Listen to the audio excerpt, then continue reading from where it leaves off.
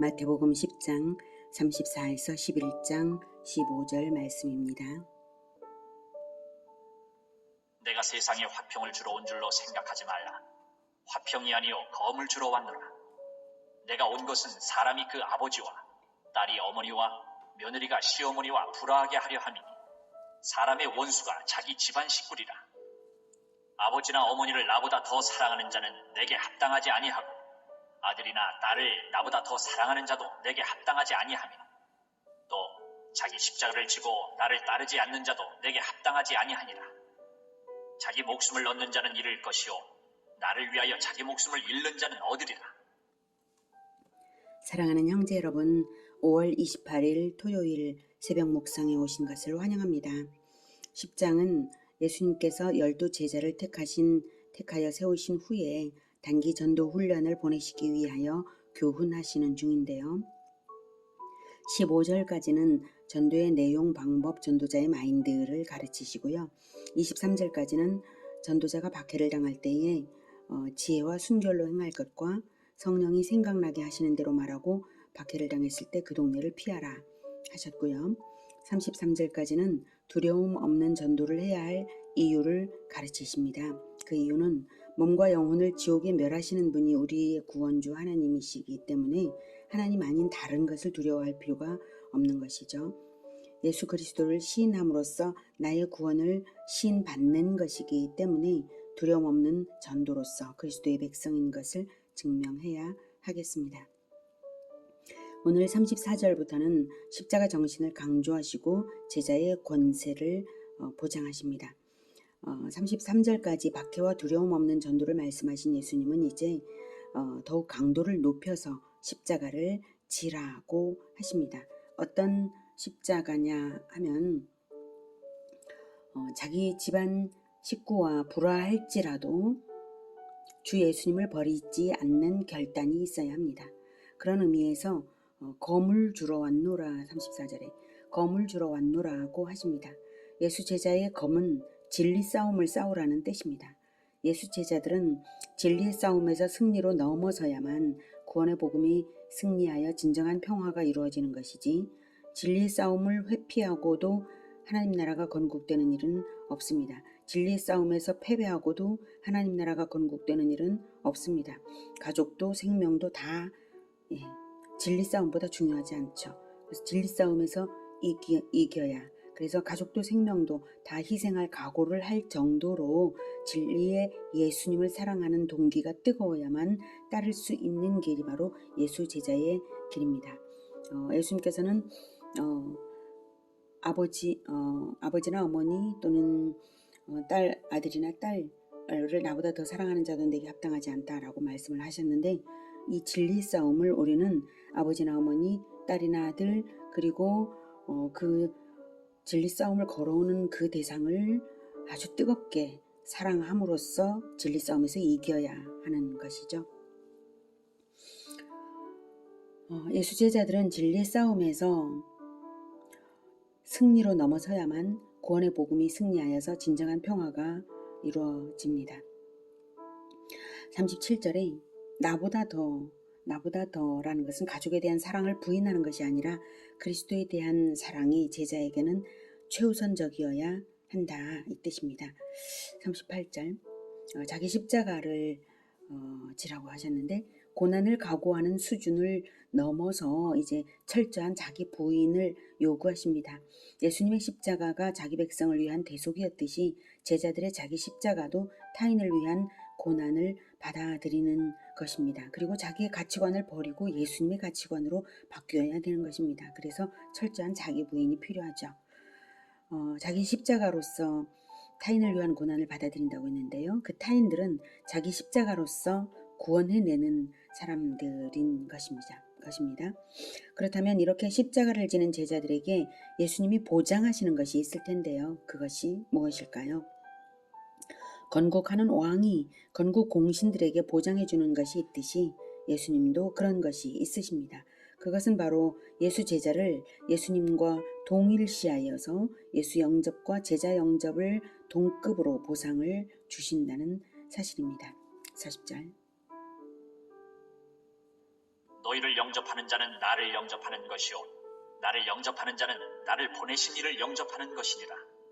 선지자의 이름으로 선지자를 영접하는 자는 선지자의 상을 받을 것이요 의인의 이름으로 의인을 영접하는 자는 의인의 상을 받을 것이요 또 누구든지 제자의 이름으로 이 작은 자 중 하나에게 냉수 한 그릇이라도 주는 자는 내가 진실로 너희에게 이르노니 그 사람이 결단코 상을 잃지 아니하리라 하시니라.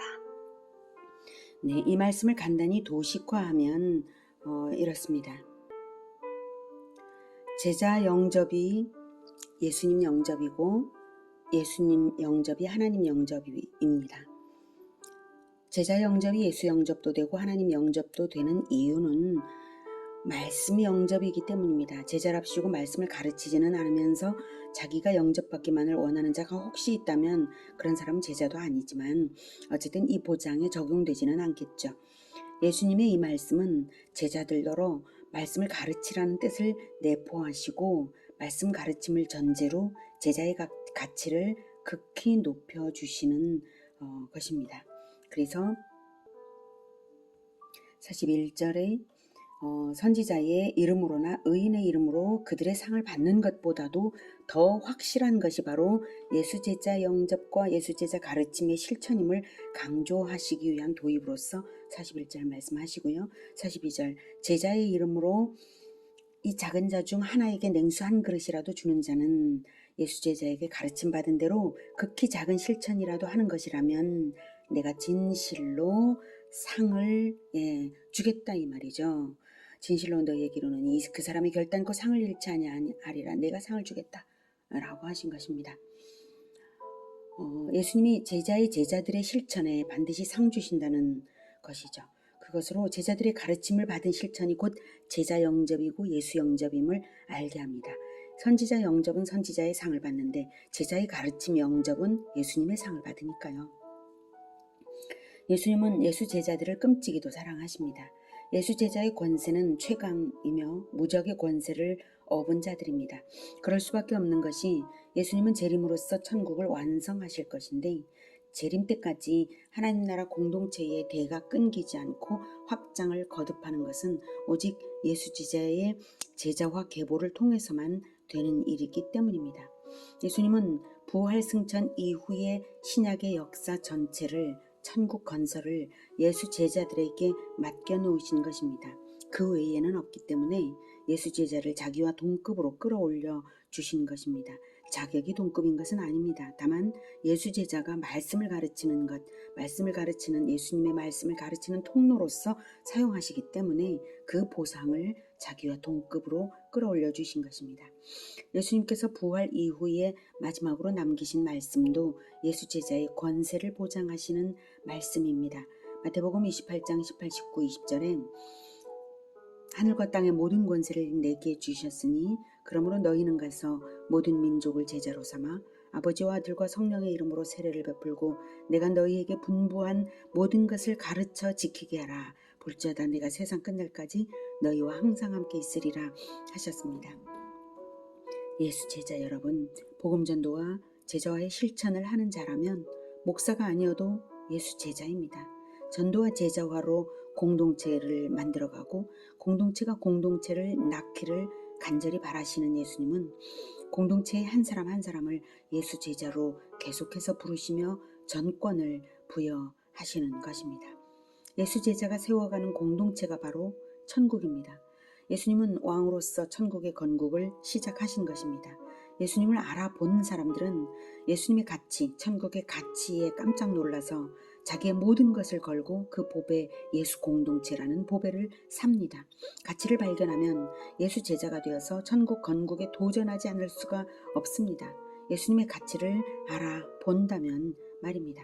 그런데 마태복음 11장은 그 보배를 눈뜨고 보면서도 발견하지 못한 어떤 사람들 이야기가 나옵니다. 11장 예수께서 12제자에게 명하기를 마치시고 이에 그들의 여러 동네에서 가르치시며 전도하시려고 거기를 떠나가시니라.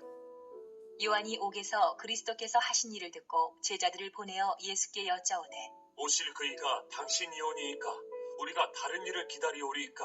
예수께서 대답하여 이르시되 너희가 가서 듣고 보는 것을 요한에게 알리되 맹인이 보며 못 걷는 사람이 걸으며 나병 환자가 깨끗함을 받으며 못 듣는 자가 들으며 죽은 자가 살아나며 가난한 자에게 복음이 전파된다 하라. 누구든지 나로 말미암아 실족하지 아니하는 자는 복이 있도다 하시니라. 요한이 옥에서 그리스도께서 하신 일을 듣고 제자들을 보내어 오실 그이가 당신이오니까 질문을 전했어요.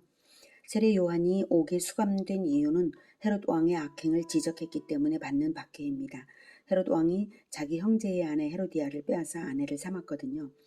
세례 요한이 수감 중에 그리스도께서 하신 일을 분명히 들었습니다.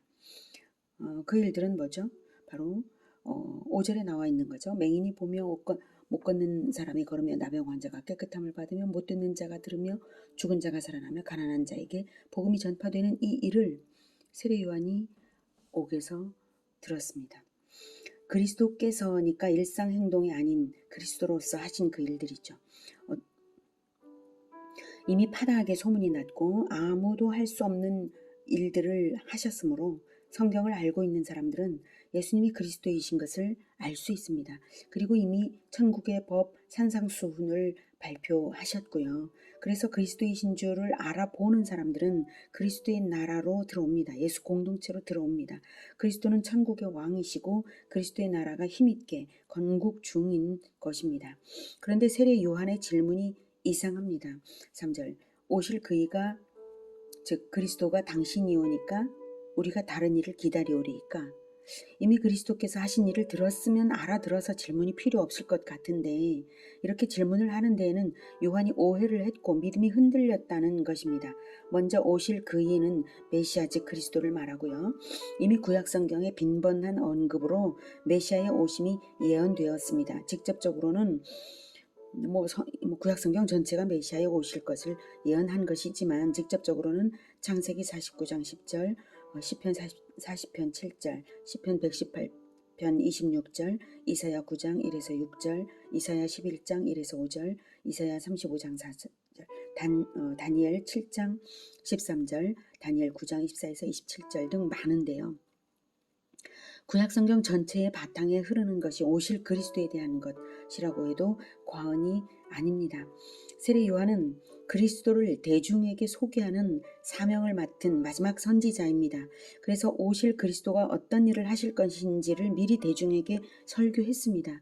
그리고는 예수님이 바로 그 오실 그리스도이신 것을 하나님의 계시로 알고 세례를 시행했고 대중에게 소개했습니다. 그런데 이제 세례 요한이 오히려 믿음이 흔들리는 이유는 전에 대중에게 자기가 전했던 그리스도의 사역과 지금 행하시는 그리스도의 사역에 거리가 있다고 느껴서 그런 것입니다. 요한은 예수님을 심판주로 설교했었거든요. 예를 들면 마태복음 3장 7절에서는 요한이 많은 바리새인들과 사두개인들이 세례 베푸는 대로 오는 것을 보고 이르되 독사의 자식들아 누가 너희를 가르쳐 임박한 진노를 피하라 하더냐. 그래서 임박한 진노 이것은 곧 오실 그리스도가 심판주라는 뜻으로 한 말입니다. 그들에게. 이어서 마태복음 3장 12절에서는 손에 키를 들고 자기의 타작마당을 정하게 하사 알곡은 모아 곳간에 들이고 쭉정이는 꺼지지 않는 불에 태우시리라. 그리스도가 곧 오실 건데 그리스도가 이렇게 하시는 분이다 라고 꺼지지 않는 불인 지옥에 태우시는 심판주 그리스도가 오신다고 회개하라고 선포했던 세례 요한입니다. 그런데 정작 예수님은 오시니까 자비롭게도 고쳐주시는 일과 은혜의 말씀만을 선포하시고 심판주로서의 사역은 하지도 않으시는 것이 이해되지 않았던 것이죠. 더욱이 자기 자신을 옥에 가둔 자들을 징벌도 내리지 않으시고 내버려 두시는 것이 이해되지 않았던 것입니다. 듣기에 권능 있게 기적을 행하신다는데 왜 심판은 행하지 않으시는가 이렇게 의문을 가진 것 같습니다. 그래서 당신이 오니까 다른 일을 기다리오리까 물은 것이죠. 요한은 심판의 초점을 맞춰 메시아를 기대했으나 그것은 사실 재림 때에 성취될 것입니다. 세례 요한은 이것을 깨닫지 못하고 있었던 것이죠. 무슨 말인가 하면 예수님은 이 땅에 한 번 오시는 것이 아니라 2번 오십니다. 초림과 재림이죠. 그리고 사역의 초점이 초림과 재림 때 각각 다릅니다. 초림 때는 구원 사역에 초점이 있고 재림 때에는 심판 사역에 중점이 있습니다. 사실 심판과 구원은 분리될 수 없습니다. 구원과 심판은 동시에 역사 속에서 완성되는 것이거든요. 구원이 먼저 선포된 후에 심판의 완성은 마지막에 됩니다. 물론 심판도 미리부터 선포됩니다만 구원이 먼저 실행이 되면서 심판의 완성과 함께 구원도 완성이 됩니다. 최후의 심판이 유보된 이유는 모든 사람이 구원을 받으며 진리를 아는 데 이르기를 원하시는 하나님의 오래 참으심 때문입니다. 그래서 그리스도는 먼저는 구원주의 사역을 하러 초림하신 것입니다. 왜 초림과 재림이 있는가 하면 천국의 건국이 과정이기 때문입니다. 초림으로서 왕으로 등장하고 왕의 법을 선포하고 건국 공신들이 될 제자들을 세워서 제자화의 가르침을 주고 나서야 천국은 제자화가 계속되면서 확장되어가는 건국 시스템이 될 것입니다. 그리고 나서 구원 사역의 절정인 십자가의 대속을 실천하시고 부활 승천 성령 강림으로 흔들림 없는 진리의 완성 및 언약의 성취 새 시대의 기초석을 박아 놓으신 후에 역사 내내 천국을 건국하실 것입니다. 예수님께서 다시 오실 때는 건국이 완성되는 시점이므로 구원과 심판의 완성이 있습니다. 세례 요한이 오해를 한 이유는 재림을 몰랐기 때문입니다. 그도 그럴 것이 구약의 선지자들이 메시아의 구원과 심판을 많이 예언하면서도 초림과 재림을 구분해서 가르쳐 준 것은 아니니까요. 하지만 천국이 건국의 과정을 거쳐서 완성에 이르러야 한다는 것은 구약 성경이 체험적으로 이스라엘에게 가르친 것입니다. 이스라엘의 역사 자체가 천국의 건국 과정을 예표합니다. 아무튼 예수님은 대답을 하라고 말씀을 하십니다. 4절 예수께서 대답하여 이르시되 너희가 가서 듣고 보는 것을 요한에게 알리라고요. 요한은 이미 듣고 보는 그것을 소문으로 들은 상태죠. 그 내용은 바로 5절의 내용입니다. 네. 동일한 것을 예수님은 자기 증명 근거로 제시하셨습니다. 요한이 이미 듣고 보았는데도 깨닫지 못한 그것을. 이 듣고 보는 사건들은 사실 이사야 35장 5, 6절, 이사야 42장 7절, 이사야 61장 1절 등의 메시아에 대한 구약 예언의 성취입니다. 그래서 봐라, 듣고 보는 것을 가서 알려라. 이게 메시아에 대한 그리스도라는 구약 예언의 성취 아니냐? 듣고 보는데도 아직 모르냐? 이 뜻이죠. 5절 맹인이 보며 못 걷는 사람이 걸으며 나병 환자가 깨끗함을 받으며 못 듣는 자가 들으며 죽은 자가 살아나며 가난한 자에게 복음이 전파된다 하라. 네. 죽은 자가 살아난다는 것은 이사야서에 언급되지 않은 예언이지만 사건 예표죠. 엘리야와 엘리사의 이적으로 죽은 아이를 살려낸 것이 있죠. 구약 성경은 말로만 예언하는 것이 아니라 사건으로도 예언하는 것입니다. 아무튼 그 예언들이 이루어지는 것을 보면 모르냐 이 뜻이죠. 6절 나로 말미암아 실족하지 아니하는 자는 복이 있다. 예수님은 실족시키는 분이 아니시죠. 그런데 성경을 잘 몰라서 잘못된 메시아관을 가진 사람들은 예수님을 거부하여서 실족합니다. 근데 이 실족은 더 이상 구원의 길이 없기 때문에 치명적인 실족이 되는 것입니다. 그래서 실족하지 않기 위하여서 예수님의 사역이 나의 기대와 다르더라도 자기를 부인하고 믿고 따라야 하는 것이죠. 예수님을 믿기 위해서는 믿음의 방해가 되는 나의 잘못된 가치관을 버려야 하는 것이죠. 자기 자신의 가치관을 점검해야 하는 것이지 예수님을 의심하면 안 됩니다. 예수님 외에 다른 구원의 길이 없기 때문입니다. 그러니 예수님은 내가 바로 그리스도다 라고 선명하게 대답하신 셈이죠. 그러면 알아보아야 될 텐데 요한의 제자들은 이제 떠났어요. 7절 떠나자. 그들이 떠나자. 예수께서 이번에는 무리에게 요한에 대하여 말씀하십니다. 그런데 이 말씀이 요한에 대한 칭찬인지 책망인지 잘 판단하기 위해서 한 호흡에 읽으며 생각해 봅시다. 7절부터 그들이 떠남에 예수께서 무리에게 요한에 대하여 말씀하시되 너희가 무엇을 보려고 광야에 나갔더냐? 바람에 흔들리는 갈대냐? 그러면 너희가 무엇을 보려고 나갔더냐? 부드러운 옷 입은 사람이냐? 부드러운 옷을 입은 사람들은 왕궁에 있느니라. 그러면 너희가 어찌하여 나갔더냐? 선지자를 보기 위함이었더냐? 옳다. 내가 너희에게 이르노니 선지자보다 더 나은 자니라. 기록된 바 보라, 내가 내 사자를 내 앞에 보내노니 그가 내 길을 내 앞에 준비하리라 하신 것이 이 사람에 대한 말씀이니라. 내가 진실로 너희에게 말하노니 여자가 낳은 자 중에 세례 요한보다 큰 이가 일어남이 없도다. 그러나 천국에서는 극히 작은 자라도 그보다 크니라. 네, 결론이 뭐죠? 바로 11절입니다. 예, 천국에서는 극히 작은 자라도 세례 요한보다 크다는 진실을 말씀하신 것입니다. 지금 요한의 믿음의 지점, 예수님이 자기의 왕인지 아닌지 잘 모르는 지점은 마치 천국 문턱 직전에 있는 상태와도 같습니다. 그래서 천국에 들어선 믿음보다 작다는 뜻이죠. 예수님을 왕으로 영접하든지 아니면 외국인이든지 둘 중 하나밖에 없다는 것이 진실입니다. 국가의 영역 안과 밖, 둘 말고 경계선에 있는 경우는 없으니까요. 그런 의미에서 세례 요한은 아무리 큰 사역을 했어도 예수님이 자기 왕이 아니라면 예수님의 백성보다 작습니다. 예수님의 이 말씀은 예수님이 하시는 일이 천국 건국이기에 양단 간의 엄정한 결과가 나올 것임을 알게 하는 말씀이십니다. 7에서 9절에 너희가 무엇을 보려고 광야에 나갔더냐는 질문을 3번이나 하셔요. 그리고 8절에도 너희가 무엇을 보려고 나갔더냐, 9절에 너희가 어찌하여 나갔더냐, 이렇게 강하게 질문을 하시는 의도가 무엇일까요? 거기 모인 대중은 과거 세례 요한을 보려고 광야에 몰려갔던 사람들이고요. 몰려갔던 이유는 세례 요한이 400년 만에 갈급한 가운데 하나님이 보내신 선지자였기 때문이며, 선지자를 보내신 이유는 그리스도의 길을 예비하기 위한 것입니다. 그렇다면 그리스도를 기다리는 목적 때문에 세례 요한에게 간 것이죠. 세례 요한이 역사에 등장한 목적은 그리스도를 소개하는 일이고 세례 요한은 그 일을 한 것입니다. 그리고 무리를 세례 요한에게 몰아주신 것은 하나님이 하신 것이고, 그런데 그리스도를 세례 요한 자신이 의심한다면 참으로 어처구니 없고 안타까운 일이죠. 세례 요한의 사역은 그리스도이신 예수님을 소개하기 위한 것이다. 너희들이 요한을 보러 나갔다면 요한 사역의 목적인 그리스도가 나다. 나를 발견하라. 이런 뜻으로 하시는 말씀입니다. 9절에 옳다.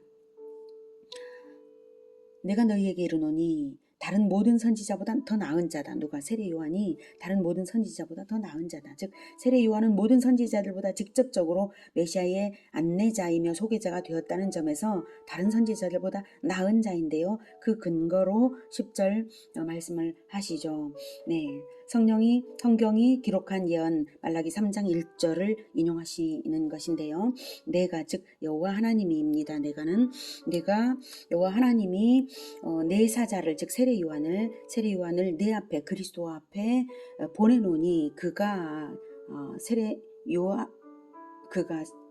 내 길을 내 앞에서 준비하리라. 그가는 세례 요한이 내 길을 이제 그리스도의 길을 그리스도의 앞에서 준비하리라. 즉 세례 요한이 첫 무대를 만들어 소개할 것이다라고 여호와 하나님이 그리스도에게 말씀하시는 이 표현으로 예수님께서 인용하십니다.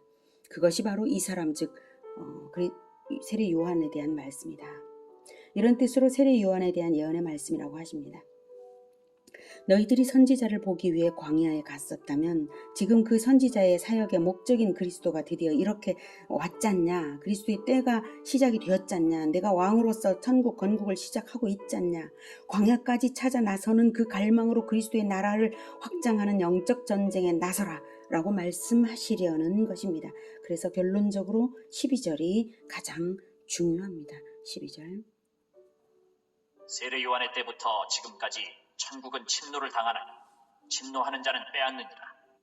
네, 세례 요한 이후 천국 확장이 본격적으로 시작되었고 지금은 영적 전쟁의 때라는 말씀입니다. 세례 요한의 때부터 세례 요한이 천국 도래를 선포한 때로부터 지금까지 아직 완료되지 않은 상태로서의 지금도 계속이라는 의미인데요. 아무튼 계속 지금 진행되고 있다. 천국 건국이 아주 왕성하게. 천국은 빼앗는다라는 표현을 하셨는데 정복전쟁을 하듯이 도전하는 자가 천국을 얻는다라는 뜻입니다. 가나안 전쟁을 여호수아가 한 것처럼 그렇게 천국을 건국하라. 이거죠. 세례 요한의 제자들 눈앞에 모인 무리들은 예수님이 방금 전도하여서 천국에 소속되고 있는, 즉 예수님이 영적인 정복 전쟁으로 아주 왕성하게 지금 빼앗아낸 천국인데, 그 현장을, 그 왕성한 현장을 세례 요한의 제자들은 눈뜨고 보면서도 깨닫지 못하고 간 것입니다. 예수님 자신이 그렇게 정복 전쟁을 하듯이 전도와 가르침과 약한 것을 고치는 천국 건국 사역을 하고 있는 중입니다. 이제 출발 신호가 났고 경주가 시작되었기에 전력 질주를 해야 하는 시점인데, 세례 요한은 의심으로 흔들렸고 세례 요한의 제자들은 돌아서 간 것입니다. 13절. 모든 선지자와 율법이 예언한 것은 요한까지니 만일 너희가 즐겨 받을진대 오리라 한 엘리야가 곧 이 사람이니라. 귀 있는 자는 들을지어다. 모든 선지자와 율법, 구약 성경을 말하고요. 요한까지라는 것은, 요한은 구약의 마감입니다. 이제 새 시대가 되었다는 것이죠. 오리라 한 엘리야, 이것은 말라기 3장 1절, 말라기 4장 5, 6절을 근거로 해서 다시 올 엘리야를 이스라엘은 기다리고 있었는데, 바로 그 엘리야적인 사역을 하기 위해서 세례 요한이 하나님이 보내셔서 사역적 엘리야가 바로 세례 요한이다 라는 뜻입니다. 엘리야는 선지자를 대표하는 관용적 표현입니다. 그 예언된 엘리야로서 구약의 마무리가 요한까지로 마무리되었습니다. 세례 요한이 위대하다 할지라도 새 시대는 그리스도의 나라이고 그리스도를 왕으로 믿고 따르는 사람들이 천국을 확장해 갑니다. 귀를 열어서 듣고 깨닫는 사람은 구약 전체가 가리키는 위대한 그리스도를 왕으로 영접할 뿐만 아니라 천국 건국의 공신이 되기 위해서 믿음으로 나설 것입니다. 그런 사람들은 아무리 작은 자일지라도 세례 요한보다 위대합니다. 우리 모두가 그러한 자, 천국을 침노하는 자가 되어서 천국을 확장하는 공동체가 되기를 축복합니다. 기도하겠습니다. 하나님, 우리에게 천국 건국의 공신으로 부르심을 주셔서 감사합니다. 우리가 그 어떤 것도 아끼지 않고 그 어떤 것도 예수님보다 더 사랑하지 않고 예수님을 위하여서 천국을 건국하며 나아가겠습니다. 주님, 우리 안에 말씀을 충만하게 하여 주셔서 가르침을 통하여서 우리를 만나는 사람들이 예수님을 영접하게 하여 주시옵소서. 예수님의 이름으로 기도드립니다. 아멘. 이어지는 시간은 개인 기도 시간입니다.